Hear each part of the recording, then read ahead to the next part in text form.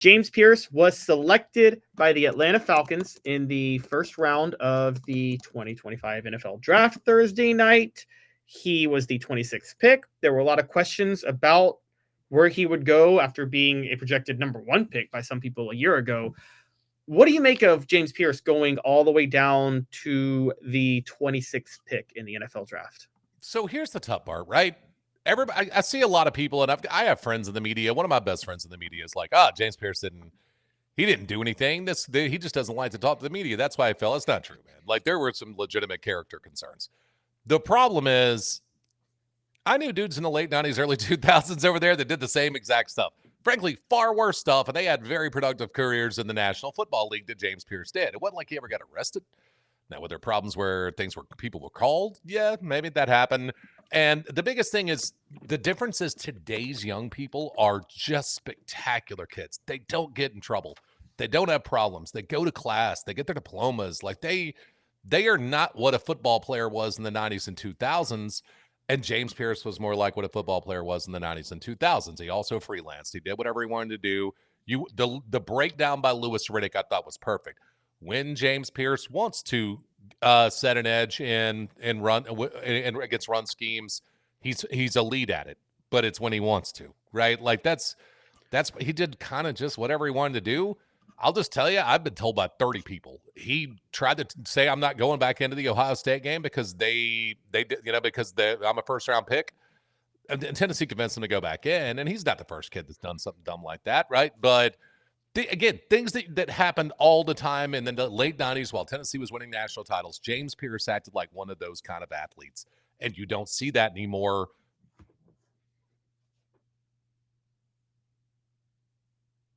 Uh-oh. I believe we lost Will for a minute. I'm going to try to bring him back in. Will has frozen on us. Will, if you could reset your camera and come back in, we're just going to bring you off real quick and see if you can hop back on. Will West, his internet froze out on him. Give us a quick 30 seconds, a quick message from Double D Piping. We will be right back to see if we can get Will West back on. Double D Piping provides full-service fire protection on any scale. From residential homes to government facilities, we can assist any customer through design, fabrication, installation, inspection, and demonstration of fire suppression systems. With 30 years of service across 5 states and a full staff with over 40 years experience, our quality can't be beaten. Don't get caught watching what you could have prevented. Call Double D Piping. All right, we got him back. Will, if you could see the face you made when you froze, it was epic. Yeah, I did it every time, screen grab face. Every time I do TV and they try to pull a clip from it to put on social, it's just the worst. So, but look, with Pearce, he didn't do anything. He just was a knucklehead and a little bit of a punk. And kids today aren't punks. That's just not what happens. Like if you would be people that aren't around anymore, especially remember what it was when you were at UT or whatever, how football players acted. They don't act like that anymore. Like these kids are great. Like not good, not wow, they're impressive. They will blow you away the way young people are. And James Pearce acted like an old school athlete does. Now, and in the NFL, you don't have to put up with that anymore if you don't want to. So there's some teams that didn't want to draft him. But like if you look at Jalen Carter, look at all the problems Jalen Carter had, and Philly got him in the right position, and they had a strong enough culture that if Jalen Carter got out of line, somebody was going to beat him down. And so with Atlanta, they must feel like we have a strong enough culture that he's going to comply or somebody's going to beat him down. I was told one time by Antonio Pearce, and if you know, I am a Giants fan. Antonio Pearce said what used to happen back in the day was Eli Manning would say something. He always called him 10. 10 would say it. Me and Tuck would enforce it, and everybody got in line. And then when Odell Beckham Jr. got there, the management started backing Odell Beckham Jr., not 10. And it became a problem, and we couldn't enforce that. And so you had guys like Jason Pierre-Paul and people like that and Odell who caused – and the Giants have never been good since, right? I mean, ever since that happened. But if you have a strong enough structure, I think James Pearce is fine. He's not a bad kid, I don't think. Just a little bit of a punk, and he's got to grow up. And I think if you put him in the right structure, he will, and he'll be elite if you put him in the right structure. But he's going to have to be within the structure. The thing is this, NFL teams don't have to put up with that anymore. If I can go get a guy that's slightly worse than James Pearce, but I know he's compliant and he's on the field and So like one friend of mine told me when he went to the NFL, the difference between college, at college, somebody's chasing your backside, telling you be at this place at this time to do your thing. In the NFL, you show up to the weight room on your own time and you make the schedule, you get your card, you do the workout that they said. You don't do anything else. You do the card they gave you. And if you don't want to do that, kick rocks. We'll find somebody else that will. And I think for some NFL teams, they said that they're concerned he wouldn't do those things. He's not knocking over banks or anything dumb like that. He's just kind of a punk, and NFL teams don't want to deal with it. Right. And he's and so on the field, as far as an on-field player, there's some talk that he's a bit of a concern, that he's a bit of a tweener. Do you think he's more of an outside linebacker type almost than he is a edge rusher on the line? Because it seems like Tennessee got a little bit mixed up with how they wanted to use him last year because of that, because he is a little bit small. Yeah, I think he plays better at 235, right? Maybe 240. And I think that if you want to have your hand in the dirt, you probably need to be 245 to 255. So he's a little small. I think he's more built to be a stand-up guy, like to stand up, but can he drop and pass pro if he needs to stop and pass pro? That's going to be the big question. But I think there's another option these days, and it's why, look, I'm a Giants fan. I would not have drafted Abdul Carter that high.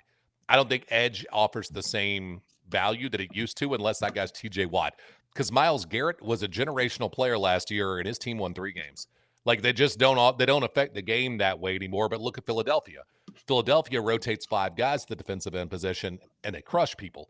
So I think what James Pearce is what Josh Sweat, like I think his floor, like as long as he is compliant, he's what Josh Sweat was last year for Philadelphia, where in a single game he can disrupt like crazy.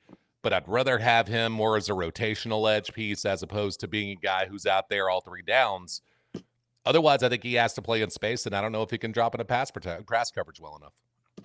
Yeah, it's funny you say that. I've always maintained, and I've stuck with this. You know, people say it's different now from the early 2000s. I don't think it is. I would rather have a generational defensive tackle than a generational defensive end 100% of the time. I can just say that as a Titans fan, the year we let Albert Haynesworth go, I was fine with that because I don't think you pay a defensive tackle $100 million, but he single-handedly had our team go 13-3, and our defense single-handedly took a drop because of the attention he commanded in the middle of the line when he went to Washington.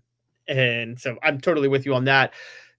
As far as Tennessee's coaches go and things like that, look, I'm happy. We're all happy for James Pearce going in the first round. It's always good for Tennessee to have players go in the first round, but he did have a precipitous drop from last year. Do you think just the chatter about him or the actual play on the field had a bigger impact on his drop? A little both.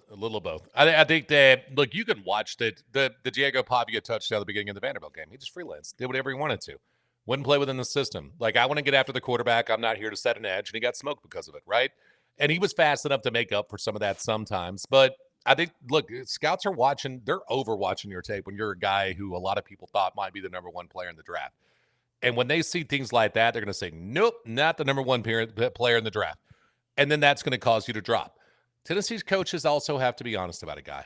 Because how do I be honest about, like, Arian Carter is quite possibly, he's at least among the most impressive people I have ever seen play football at Tennessee. Dylan Sampson is among the most impressive people I've ever seen play football at Tennessee. How do NFL scouts believe your coaching staff about Arian Carter and Dylan Sampson if they don't tell the truth about James Pearce?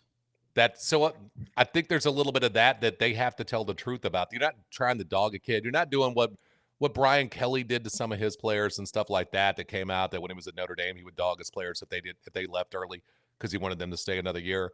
If you don't want to do that, but you have to tell the truth. And if a guy freelances and puts himself back into games when he's not supposed to because he wants to get his stats, things like that, a coach has to be honest about that. And says, I'm not going back in the first half of the Ohio State game, or allegedly.